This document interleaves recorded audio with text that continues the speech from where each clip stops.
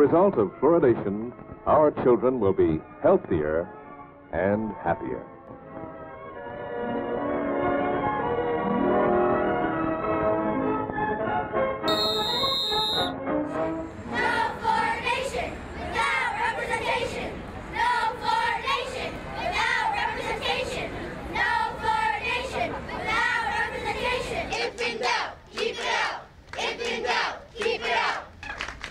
And now, Anotha Venugopal. My whole class decided to look into fluoride because we wanted to learn everything we could about it. At first, I was a bit indifferent about fluoridated water, sad to say. Over the year, though, I discovered more about fluoride and now jump at almost every opportunity to argue against its presence in our water. I found that fluoride has been linked to osteoporosis, birth defects, dental fluorosis, skeletal fluorosis, possibly leading to lower IQ levels, and more. No fluoridation without representation. A gulp of fluoride water a day does not keep the doctors away. These are the words etched into some of the buttons children from my class have created. You may be wearing one of them now.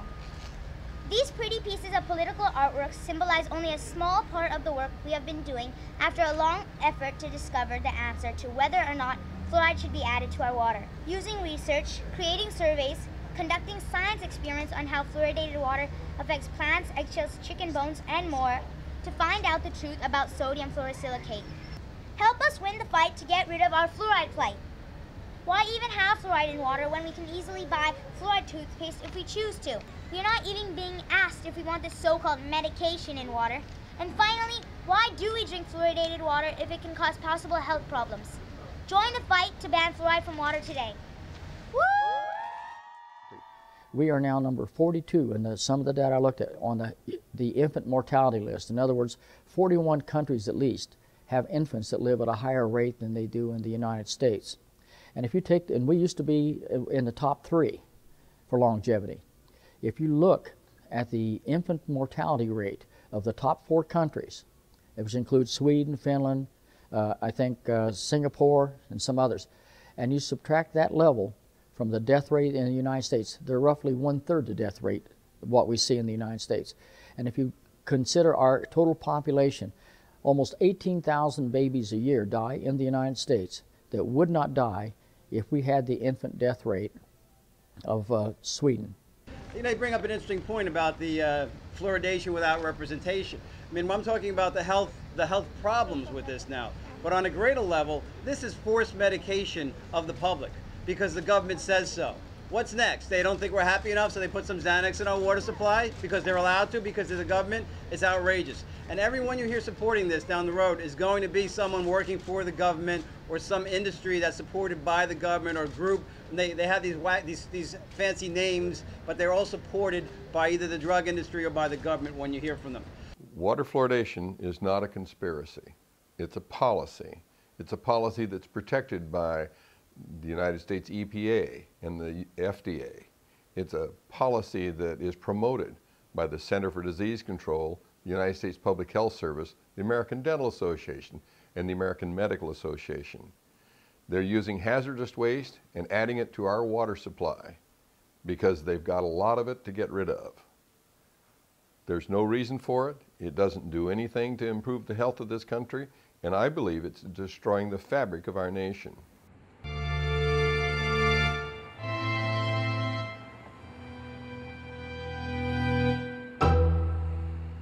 In April of 1985, I was in the hallway of the East Tower at Waterside Mall in Washington, and a friend of mine who was writing the fluoride in drinking water standard stopped me, and he was really, really frustrated because he was being told that he wanted to set the standard at 2 milligrams per liter. He thought that was easily justified, but they told him they didn't want it to, they wanted it 4. He was called to the director's office and told that what he was going to do. So he had to go back and alter the scientific document to support a higher number. So it was originally intended to be half of what it is now. I found out after much investigation it actually should be much lower, and if we'll get to talk later about, I hope, about the National Academy of Sciences report. But when he told me this, that he was being forced to lie, basically, I got really, really interested, and I thought, you know, this is something we need to run up the flagpole and draw people's attention to, and maybe we can get a change of climate in the agency. To do something about this, we started writing letters to the administrator. It totally ignored us, never got responses to anything. It was as if we didn't even exist. We became aware once we heard that the agency wanted to set the drinking water standard at 4 ppm. We started digging into this. We went to look at the criteria document that was to be the agency's scientific justification for that, and found out a couple of things. One, that it was written by a contractor. It wasn't done by EPA staff people. They had ignored quite a bit of the data on some critical toxicity points, not only the high incidence of dental fluorosis that would occur, but also a mutagenicity, and there was some indications of carcinogenicity that were just not showing up in the criteria document. Dr. Carton and I went to see the head of the drinking water office at that time and asked that the people who wrote that criteria document come and give a seminar, very much like Dr. Yamianis had given us one, and to justify the conclusions that were in the criteria document. And the drinking water office said, oh no, we're not going to do that. There was a notice and comment period, and that's all closed, and this is a closed issue. We're not going to get into that. And so that started the long train of suspicion, which continues to this very day, about what EPA's complicity is in the National Program for Water Fluoridation. Well, one of the things that developed out of this finding that the agency wasn't going to really take a hard look at the science, we were contacted by the Natural Resources Defense Council, which had a lawsuit against EPA involving this drinking water standard. And they asked if we would write an amicus curiae brief to enter into that lawsuit. And they said, if you guys will write the science part, we'll take care of the legal part. And we said, well, absolutely. And so Dr. Carton did basically all of the scientific writing in connection with that amicus brief. Worked with the lady, Nora Chorover was the woman responsible for writing it. She was absolutely brilliant. And I worked with her to put together the amicus brief, which really very simply detailed the fact that the agency had not determined what dose people should be getting that would be safe. And we went through all of the logical arguments about how much people drink, you know, what is the lowest effect level, and all the things that they really hadn't determined. They avoided trying to give real specific information in the regulations so that they couldn't be held accountable, you know. But the judges, the three judges, the District Court of District of Columbia, refused to allow it in court. If we'd been allowed in court, that standard would have been dead in the water, because we knew what the story was, and we represented the experts at the agency who the agency had to call upon to justify their standard. So if they ever had to call upon our own people, they would never have been able to justify the standard. So the court wouldn't allow it. So they didn't want to have that conflict, I guess. And by doing so, of course, the truth never got out. Well, EPA is fighting really hard to avoid getting in the way of the Department of Health and Human Services National Program for Water Fluoridation. They want to play the good federal soldier, and they don't want to take the political heat that would certainly come down on them if they came out and said, you know, the appropriate standard for fluoride is considerably less than 1 part per million. It would, if EPA did that, that would be the end of the National Program for Water Fluoridation, because you couldn't have the premier environmental agency saying one thing and the Department of Health and Human Services saying something else. Instead, what you got was EPA coming up with this phony 4 parts per million level, the so-called maximum contaminant level goal, as it's now called, as a health-based standard. And so now the proponents of water fluoridation since 1985-86 have been able to go around the country saying, well, look, EPA says 4 parts per million is perfectly safe. There's not a problem with that. So what's the big deal by putting, adjusting your level to 1 part per million? And so EPA is staying on the good side of the federal structure by doing that kind of thing.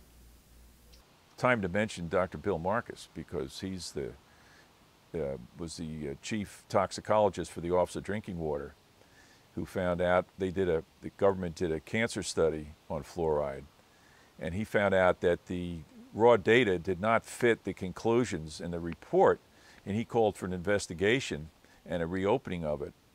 And he gave it to me, and I said, do you mind if I leak this to the press? He said no.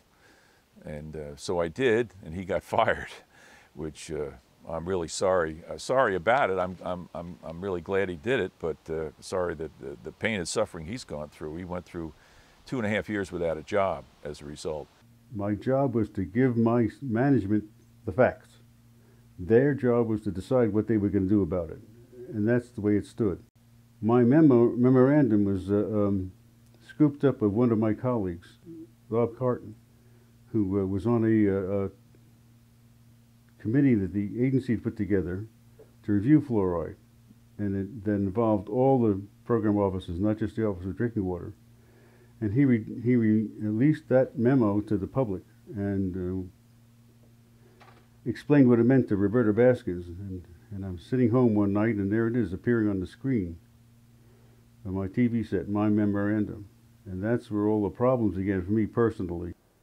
Everyone agrees, including the American Dental Association, the National Academies of Science, the American Medical Association, the American Academy of Pediatrics, that the dose of fluoride a baby receives on fluoridated tap water formula exceeds the amount known to cause harm.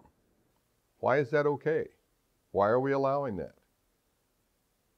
Meet the whistleblowers and the scientists that will tell you what's going on and will tell you how to stop it. Whistleblowing is very simple. It's people who expose wrongdoing in the government or big companies that can harm the public interest. If someone blows the whistle on environmental violations, chemicals that could cause public health risks, rip-off of taxpayer money. You may remember some of the more famous whistleblowers like Sharon Watkins, who knew that Enron was engaged in fraudulent activity, Fred Whitehurst from the FBI Crime Lab, forensic fraud, etc. There are people who put their lives and careers and jobs at risk to tell the truth.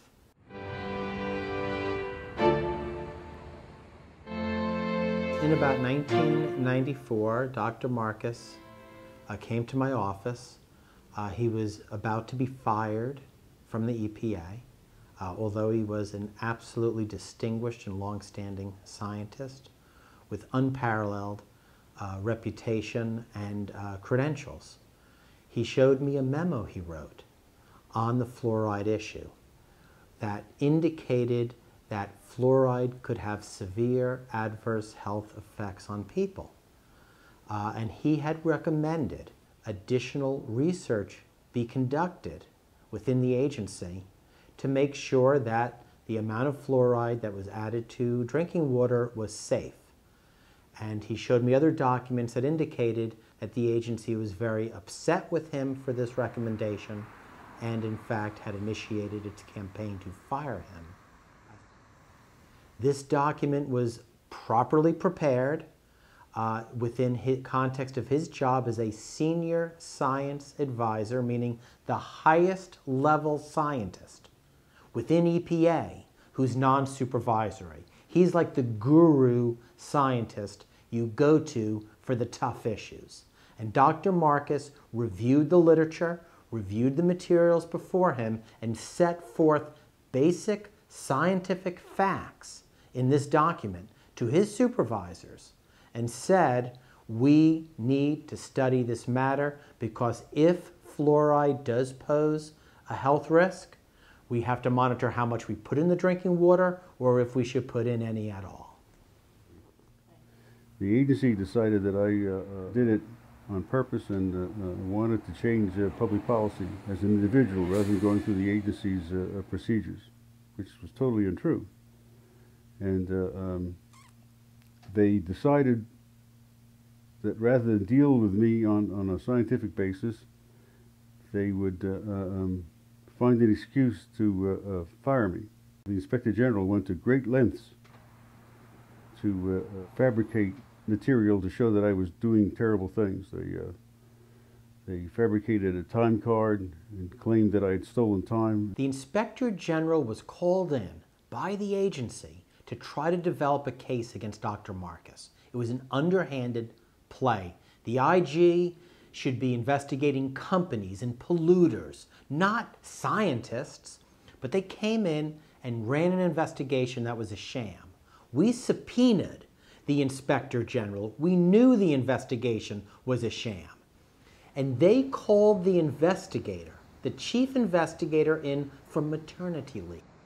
And she admitted as we deposed her, she opened up the file, she carefully reviewed each document, and then put notes and other information into the shredder and destroyed them forever.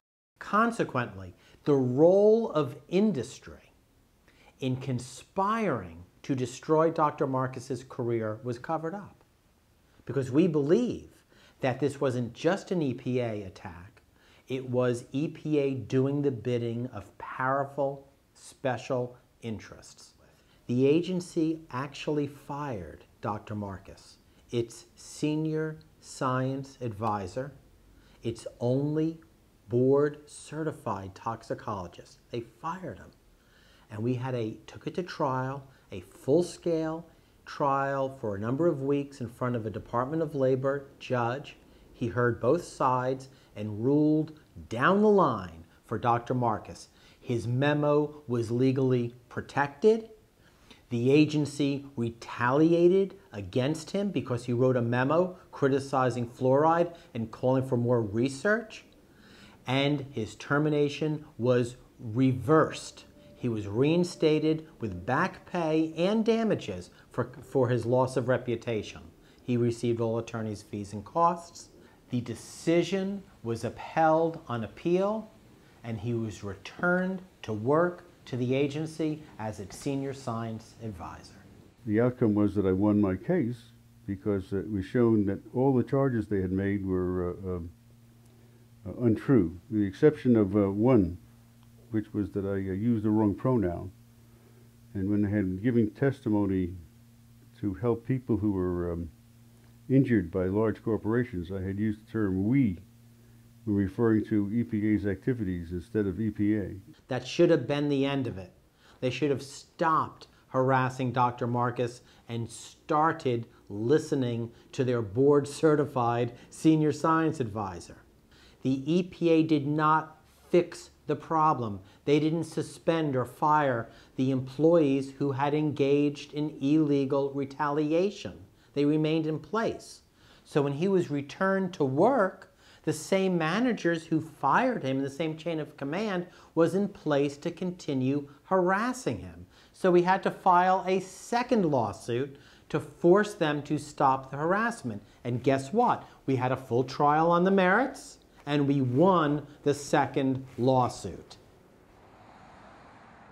I do not know why the agency did what it did to Dr. Marcus, but I do represent whistleblowers, and I can tell you, they went after Dr. Marcus with a vengeance, a vengeance. He was a board-certified toxicologist with years of seniority, one of the most respected the most respected toxicologist in the agency with an international reputation. And when he wrote that memo, they went after him like he was an enemy of the state. They just hammered and hammered and hammered.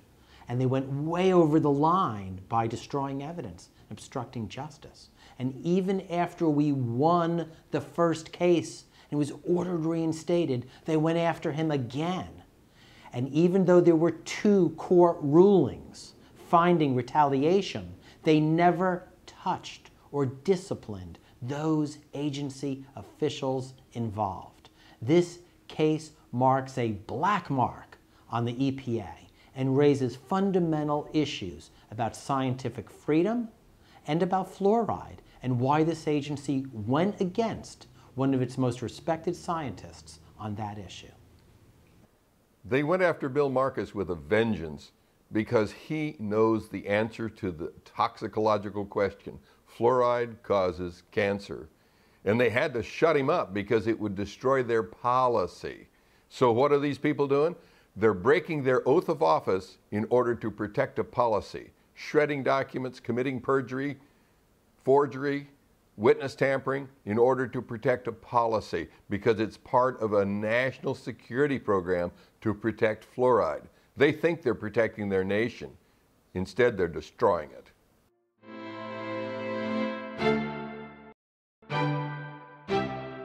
At the Environmental Protection Agency, we were given a mandate under the Safe Drinking Water Act to look at different compounds and determine what the safe level was in drinking water. Through the course of time, fluoride was one of the ones chosen. And as the senior scientist at the Office of Drinking Water at the time, to me, fluoride was just another one of these compounds. It came to our attention that there was a large study which showed that rats got cancer of the bone, and they got a very unusual cancer of the liver.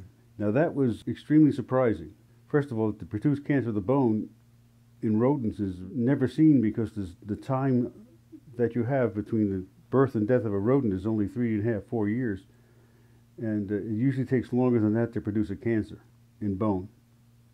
The cancer of the liver was extremely rare, also shown to occur, and the fact that it happened meant that it was significant. It just doesn't happen. I wrote this memo in which I explained that I thought fluoride was a carcinogen and that we had as much evidence with the animal studies to show that it was a carcinogen than we had with any of the other compounds, and therefore should be treated as such.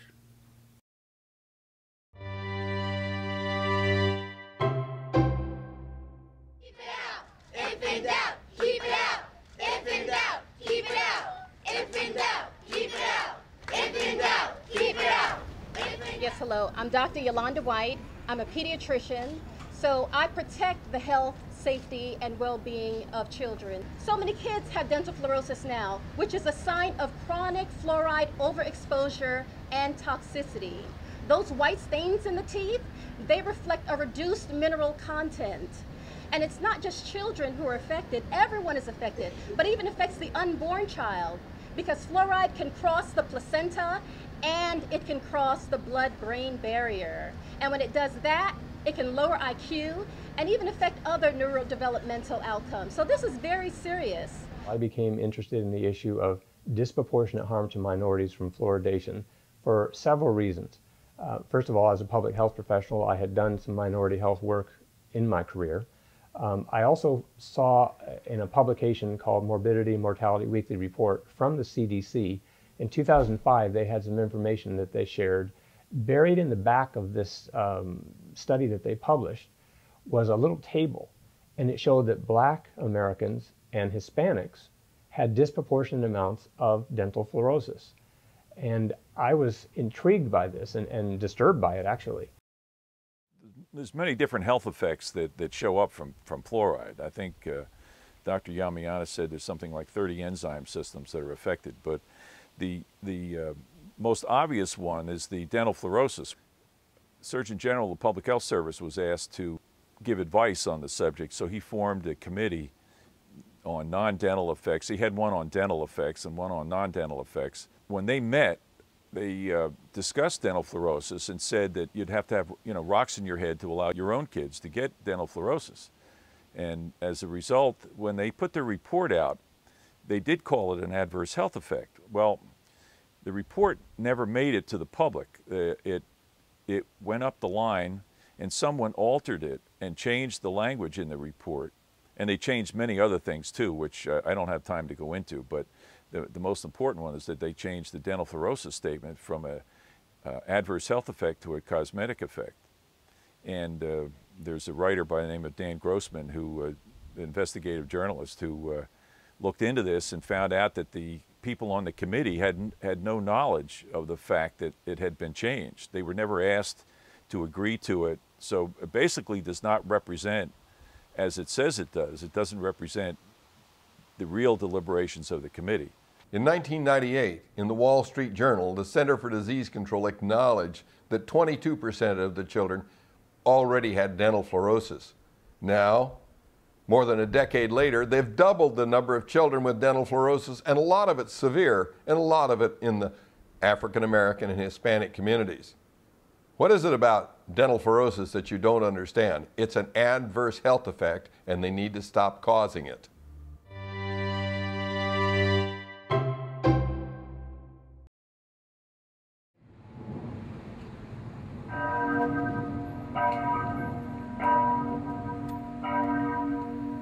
In Atlanta, Georgia, a number of civil rights leaders have stepped up to the plate to fight silica fluoride in the drinking water. It's a civil rights issue. You have injury to their children, they're fighting it because they don't want their children to be injured by silica fluoride any longer. First of all, I had very little knowledge about fluoride in the drinking water. As most people in the African American community, we are not familiar with this. Most are still not familiar. But a friend of mine named Laura Seidel, who's very much involved with Captain Planet and many of the environmental issues around the country, called me and asked me would I meet with a man named Daniel Stockton and another person from the Lilly Center. So myself and Ambassador Andy Young met with them, and we looked at much of the information. We looked at what fluoride was doing to the teeth. We heard a lot of the information about this particular ingredient in our water and in our toothpaste. So consequently, we began to do a little more research on it, and we wanted to know how did it disproportionately impact on the people that we're called to serve in the African American community. As a public health person, I knew that the Black community and Hispanics and other minorities are disproportionately harmed by kidney disease and diabetes. Yet those were two of the populations that the National Research Council said were susceptible subgroups, particularly vulnerable to harm from fluorides. Then on top of it, I found, of course, and we've all known this, and a lot of folks in public health know that minority communities often have a poorer nutritional status. So when you add poor nutrition with added fluoride, the effect gets magnified of the harm from fluorides. We are chemical systems. Toxins have such a huge effect on human behavior. And it's really important to understand this because the silicofluorides increase the absorption of the toxins. Lead levels absorbed by blacks in the United States are higher than lead levels absorbed by whites. A survey of children's blood lead, that's called the National Health and Nutrition Evaluation Survey data set, counties over 500,000 population, big cities. And if you look at this chart, you'll see that these are the blacks, these are Hispanics, and these are whites. And this is where there is no silicofluoride in the water, and this is where there's silicofluoride in the water. And you'll notice that there are two things that are going on. First of all, the blacks have higher levels of their lead than the whites, and where there's silicofluoride, there's higher level. But there's a third thing, which is the difference between these two graphs is bigger for blacks than it is for whites. Cholesterol, cardiovascular diseases, these are diseases which disproportionately impact the African American community. A lot of times it's because of diet. A lot of times it's because we get the information on health later than many other communities. So this is one we want to be the headlight instead of the tail light when it comes to the water that we drink. So this is why, and particularly in the South, because it is so warm, the humidity is so high, we tend to drink a lot of water. And so we need the best level of safety in our drinking water as possible. And don't forget, we also bathe with fluoridated water, and skin absorption studies have not been done. Fluoride is a toxin, and toxin is another word for poison. And how do we know this? Well, the CDC has a toxicology profile for fluoride. And not only that, but the EPA also has established reference doses for fluoride, which is only done for toxic substances. I found this water. There's some waters that are available out there today And for instance, this is a bottled water that is sold for use in preparing milk formula and for babies. And the thing about it is that if you happen to be someone who can't afford to buy this bottled water, perhaps you're a member of a minority community who has a lower household income, what are you supposed to do? Do you not count? Do you not matter? Does your babies not matter? So I saw a whole series of issues, particularly about disproportionate harm to minority communities. And this really pricked my conscience, and I couldn't be quiet about it. And that's why we really began to reach out to members of the Black community and Hispanic community to talk about harm from fluoride. We're finding out that babies who drink formula that's been mixed with fluoridated water, they're actually receiving the highest dose amongst all of us. So therefore, they're at highest risk. And this is while their bodies are still developing and still forming. And this is despite the American Academy of Pediatrics policy statement that warns against fluoride in children under 6 months old. Their dose of fluoride is so high that it exceeds the EPA's safe reference dose.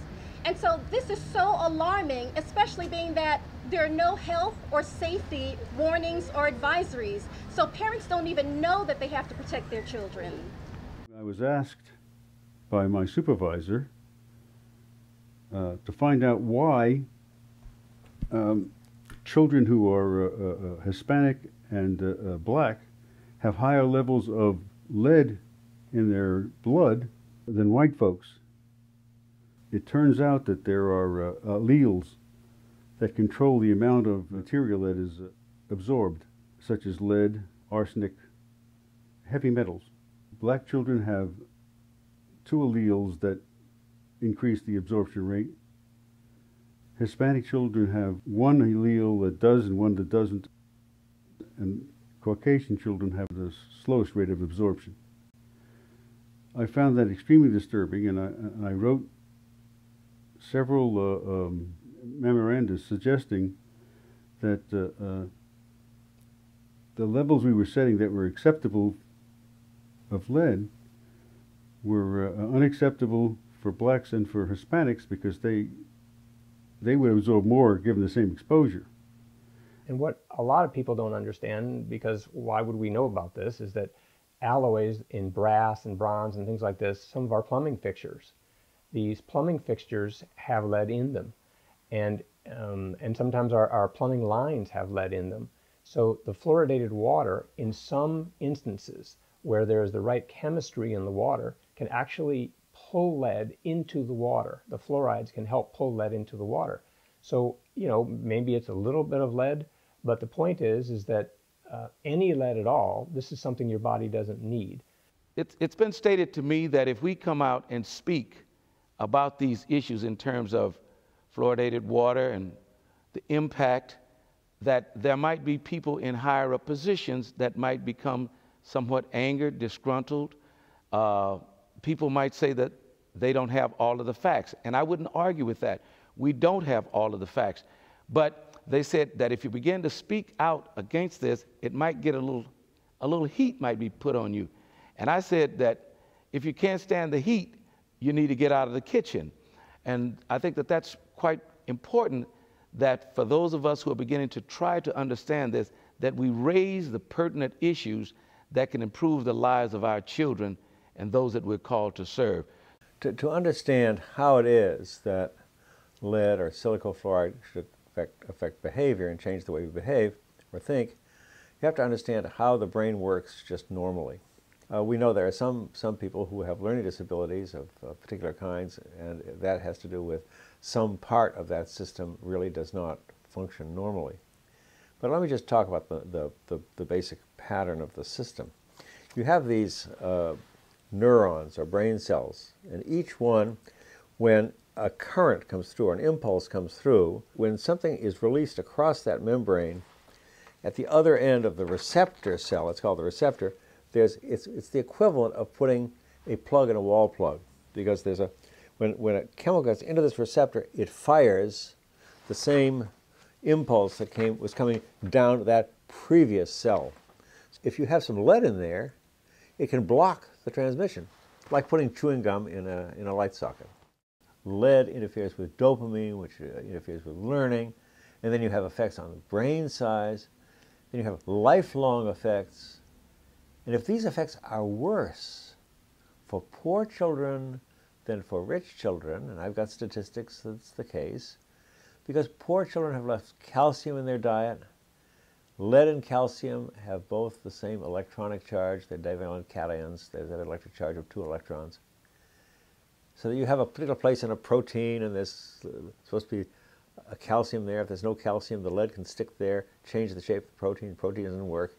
So there are a number of different pathways. I don't understand any of these fully. I may be wrong on one or more of them. But there are so many different pathways by which lead and the use of silicofluorides harm young children.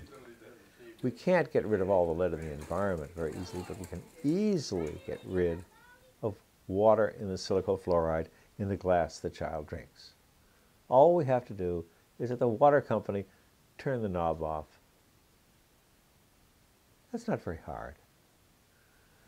Why has the public health community and why has the medical community and the fluoridation, the supporting community, why have they not actively shared with minority communities the whole story about fluorides? If fluorides are so safe and good in mom's apple pie and all American, then certainly they would stand up to some kind of scrutiny and closer examination. But when I began to address minority health departments in government agencies, for instance, in the state of Tennessee, I was told that the minority health folks would not talk to me anymore. And then we began to approach this issue with the Centers for Disease Control and other places around the country. And over and over and over again, we found out that when we posed the question about how do we reach out to the black community, how come the black community hasn't been told, the leaders of the black community, etc., we got silence or they changed the subject. Even United States senators and representatives wouldn't pursue this subject. It's one of those things that nobody wants to touch with a 10-foot pole, because the facts are minorities are disproportionately harmed by water fluoridation and other fluorides from other sources. We as a people must be concerned about the welfare and the health of all people. There are certain issues that tend to get swept under the rug. We've got to lift the rug, look at these issues for the good of the people. One of those is fluoridated water and what's in water. And we've got to, in some way, get all of the research necessary and remove it if it is detrimental. I tend to believe that it is harmful. So if we're to make a difference, we've all got to come together. We've got to come together as parents. We've got to come together as clergy. We've got to come together as science. We've got to come together as legislators and medical profession. We've all got to come together. And if we all can come together around this issue, we can find out where the truth is. And if we can find out the truth, then we can make a difference. And I think that that's what we're all called to do. I think everybody in this, whether they're on one side or the other on the issue, we're all concerned about how do we become a healthier people who can really have a beautiful smile like this. There is very little information that is made available to members of the minority communities. And let's be honest about it, there's perhaps less access to computers or maybe less access to the internet. And maybe there's issues with second languages and primary languages. So my concern was, we're all Americans, and it seems to me that all Americans deserve to hear the whole story about fluorides, not just the benefits, but what about how this affects members of the black community or Hispanics or American Indians or other or Asians.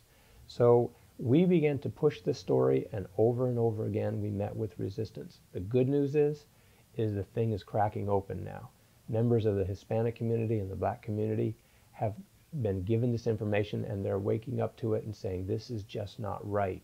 What are the people in our community supposed to do who can't afford unfluoridated water? What are they supposed to do if they can't afford to fix their teeth from the damage that fluoride causes to their teeth? Some things just need to go away. Fluoridation is one of them.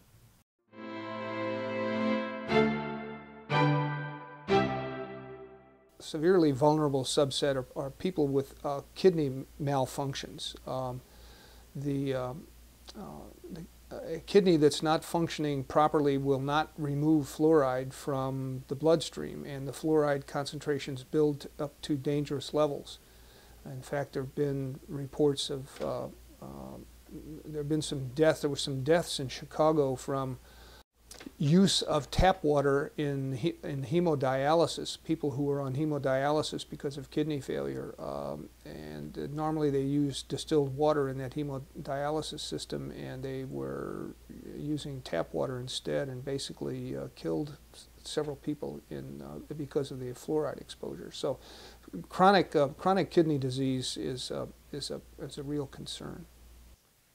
I first became interested in the issue of the impact of fluoridated water on kidney patients when I came across a document from the National Kidney Foundation. It's a pretty old document, and I was concerned about the fact that the National Research Council had said that kidney patients and diabetics were what they called susceptible subpopulations that are especially vulnerable to harm from ingested fluorides. So when I saw this paper from the Kidney Foundation, and I knew that the National Research Council had a lot more current information, I contacted the National Kidney Foundation, and some other folks also contacted NKF.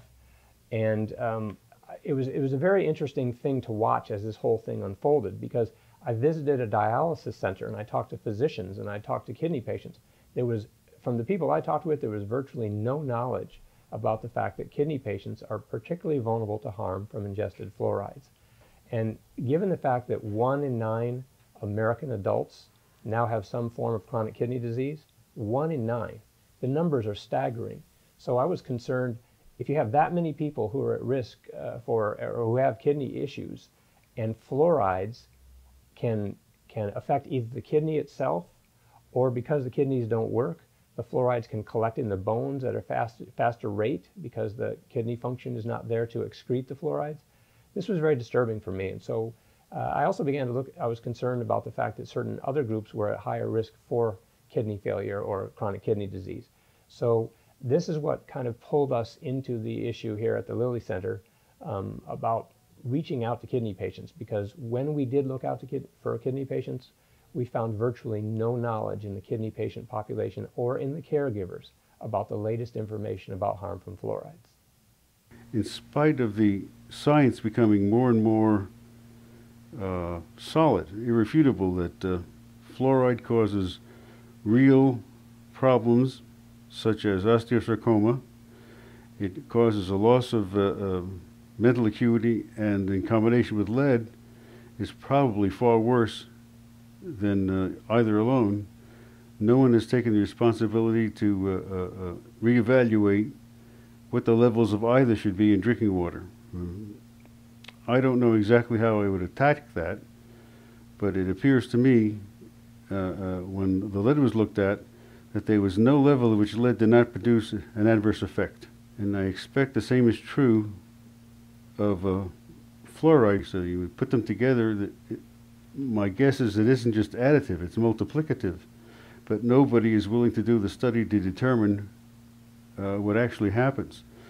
There are lots of reasons to believe it's occurring nationwide, based on the LSAT studies in which the children are doing more poorly now than they were in the 50s, before fluoride became much more widespread in its use.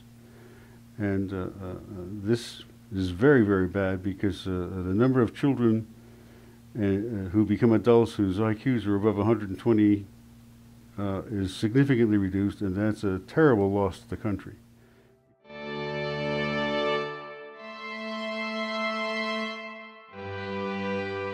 From a legal perspective, there are a number of questions that come to mind. One of them is the question of who holds the legal liability for the injuries that result from fluoride exposure.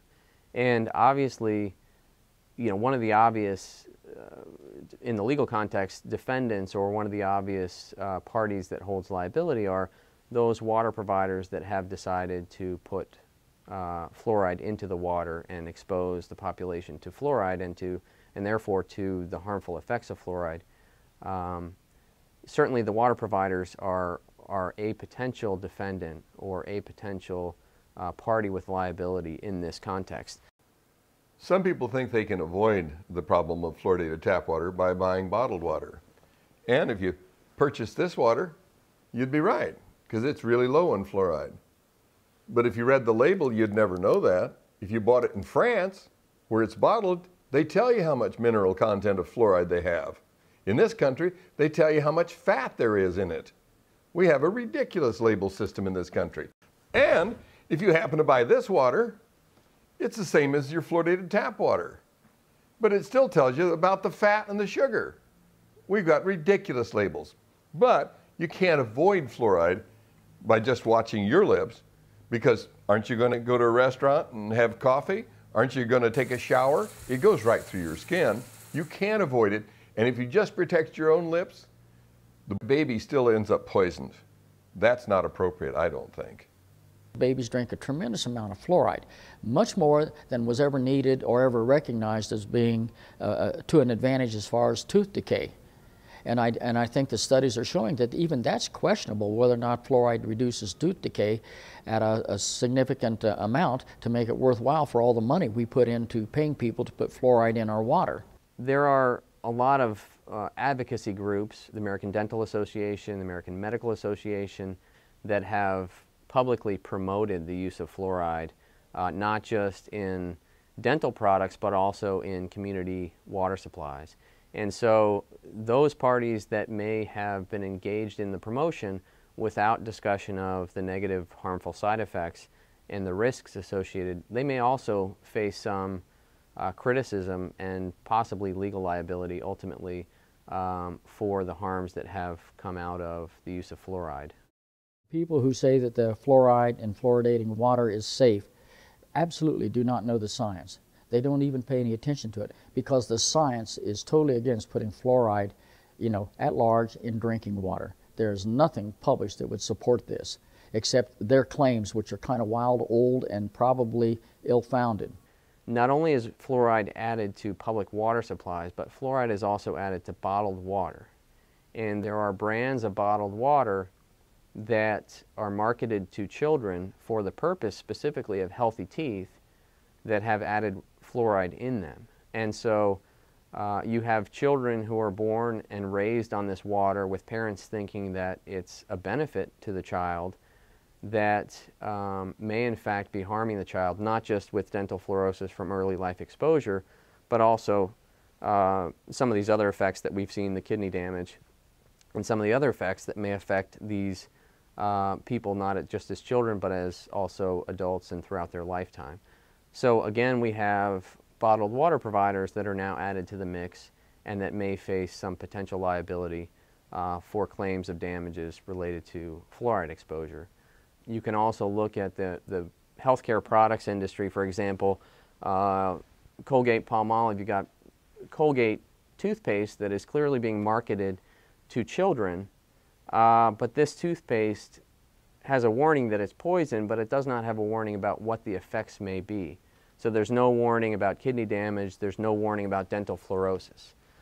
So certainly the healthcare products industry or the toothpaste manufacturers could also be another party that has liability for these damages.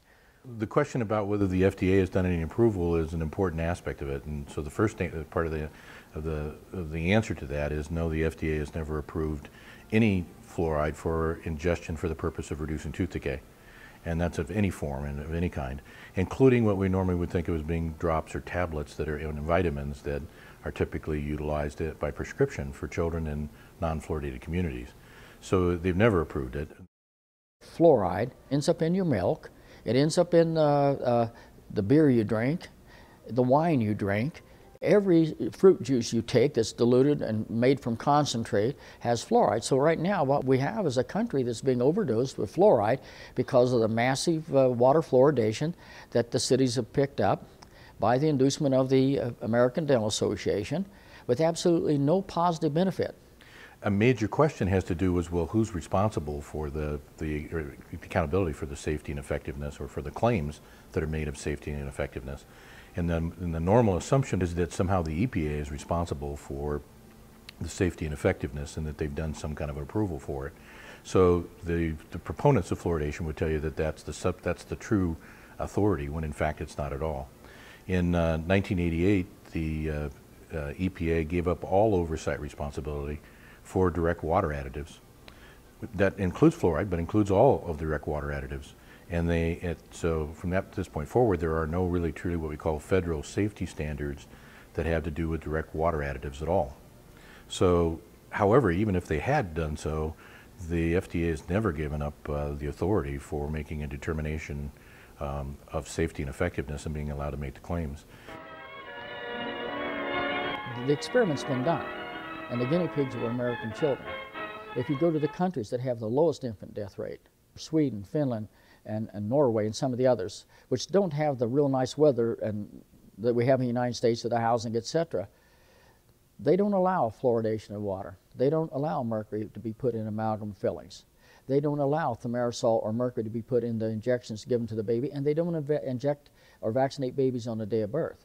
So we have a total failure in our government's ability to evaluate the health of our system. And we just go through, and whatever the medical doctors want to do or whatever the dentists want to do, we support it, even though it may be totally mindless from a scientific viewpoint. This fluoridation propaganda film was made in the 1950s to deceive the American public. What's this guy tell you what they're using to fluoridate? Are added to the water before it enters the mixing basin. Sulfur dioxide and sodium fluoride are added after the water leaves the settling basins. By the time they made this film, they'd stopped using sodium fluoride and began to use hydrofluosilicic acid. The charcoal to remove odors and taste, and this fluoride to reduce the amount of tooth decay. Claiming fluoride reduces tooth decay makes it a drug. The FDA has never approved any fluoride-containing drug to be swallowed to reduce tooth decay.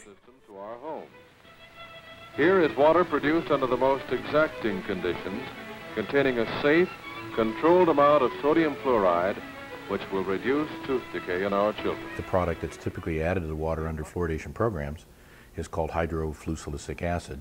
It's a very specific kind of fluoride, and in fact what we find is that the majority of people are confused because they think of fluoride as the substance that they either have in their toothpaste or that they might be added to water without recognizing the full spectrum of fluorides that are out there that affect us virtually every day. So the hydrofluosilicic acid is a very specific kind of fluoride that is utilized, and it typically comes from the phosphate fertilizer industry. Used to be almost exclusively from there. And that particular product actually comes from the scrubber systems that are required by the Clean Air Act to make certain that these same kind of fluoride product is not emitted into the air.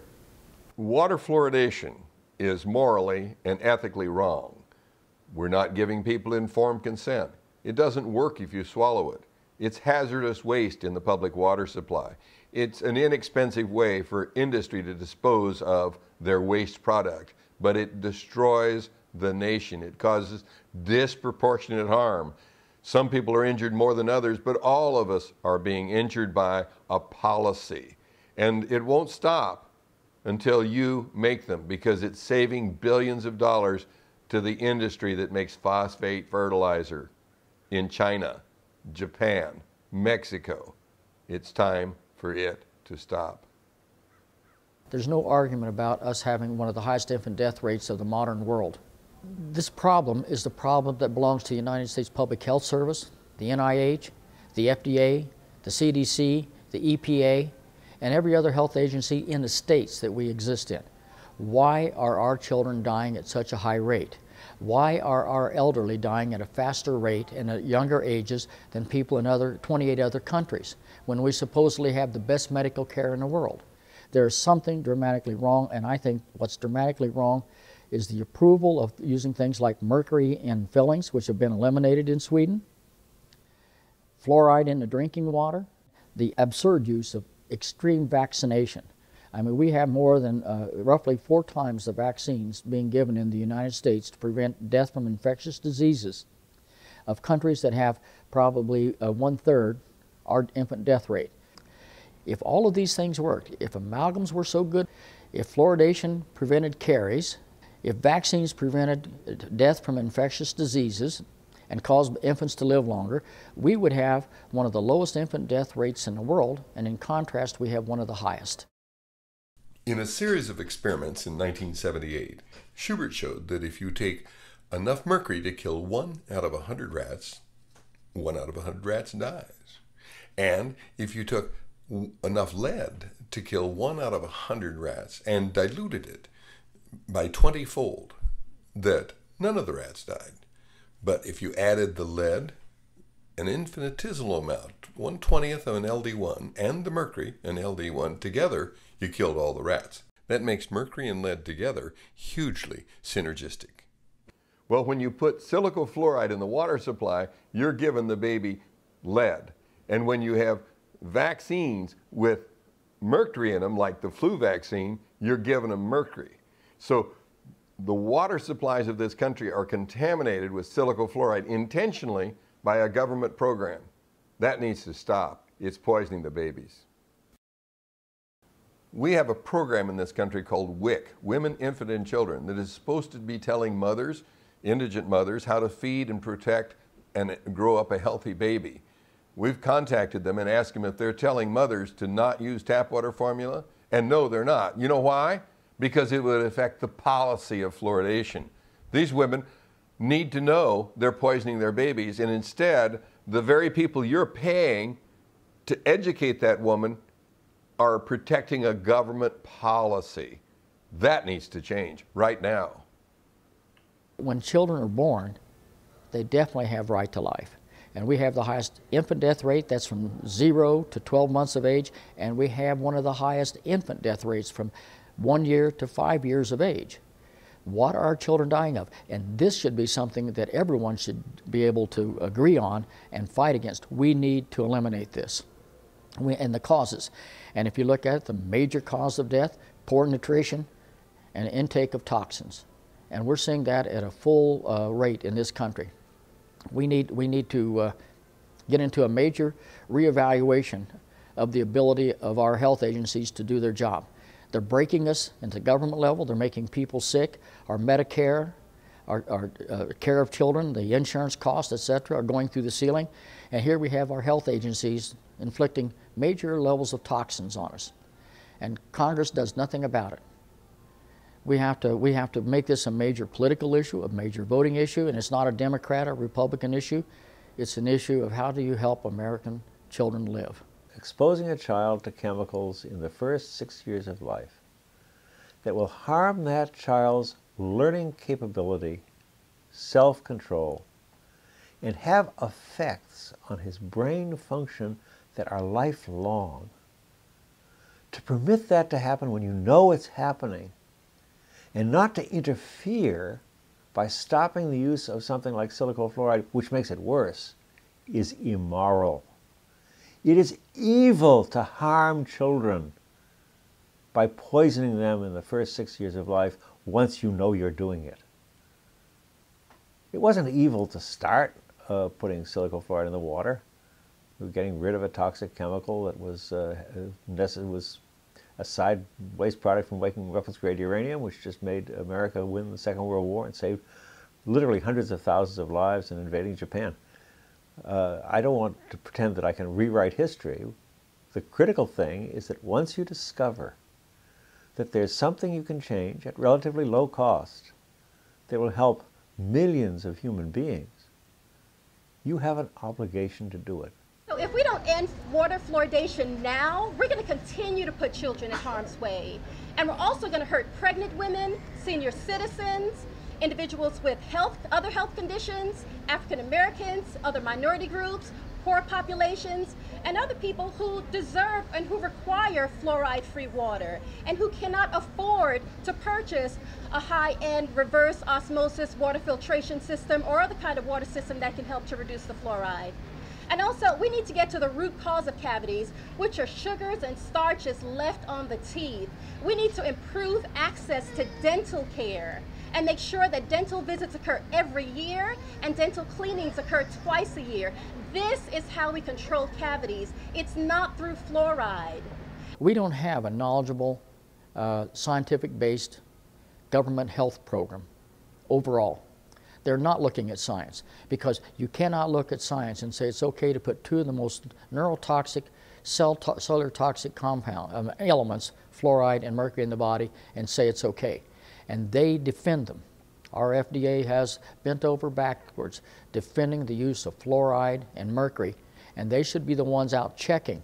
Instead of that, it's citizens group who are activists who know a little bit of science that do this. And we really need to get some support, and we need to get some support from Congress. The real problem is Congress just seems unlikely to do this because the lobbyists from these major corporations, the pharmaceutical firms, the fluoridation firms, the dental amalgam firms, can go and pay money to Congress to keep them and have them ignore this problem. We need to fight that. We need to get a citizens activist group together to turn this over. I can think of no better way to destroy a nation than to spread toxic substances far and wide. In the 70s, we learned just how bad lead was for it after we've been exposed for more than 50 years. Now we're adding silico fluoride to the public drinking water, and that sucks lead into the bodies of the children. We have babies that are dying. 17,900 more babies die annually in the first year of life than they should or would otherwise if we protected the water supply. Why? We inject them on the day of birth with thimerosal, methylate, ethyl mercury. And then we put silico fluoride in the tap water formula that they drink, which sucks lead into their bodies. Remember the rats? Well, what if you don't kill the rat? Do you have children that can't learn to read and write, that have learning disorders? Yes, and you have damaged brains, but it's not just the children. The adults suffer as well, because your body has no known use for lead, fluoride, or mercury, so it stores it in the bone if it can't get rid of it, and that destroys your joints. Why do you think we have all these joints being replaced in this country? Is it our great medical system, or is it because they're going bad because the bone is being poisoned? You can measure these elements in these diseased bones. This isn't going to stop until you make them. If you don't make them, they're going to keep doing it because it's making them billions of dollars. You got to step up to the plate and go to work and save your country from industry, military, policies that are damaging the health of our nation. We are supporting a bill that Peter Valloon Jr. and several other council members proposed last year. It is asking that unnatural fluoride be prohibited from New York City's tap water supply. There are many reasons why we support this bill. The addition of fluoride in our water is unethical. Nobody asked the citizens of New York City if they wanted fluoride in their tap water before putting it in. Fluoride's proposed purpose is to clean our teeth, meaning it is a medication. We are being force medicated. This is why our class motto is, no fluoridation without representation. We are being medicated without being asked if we wanted to be. Fluoridation without representation.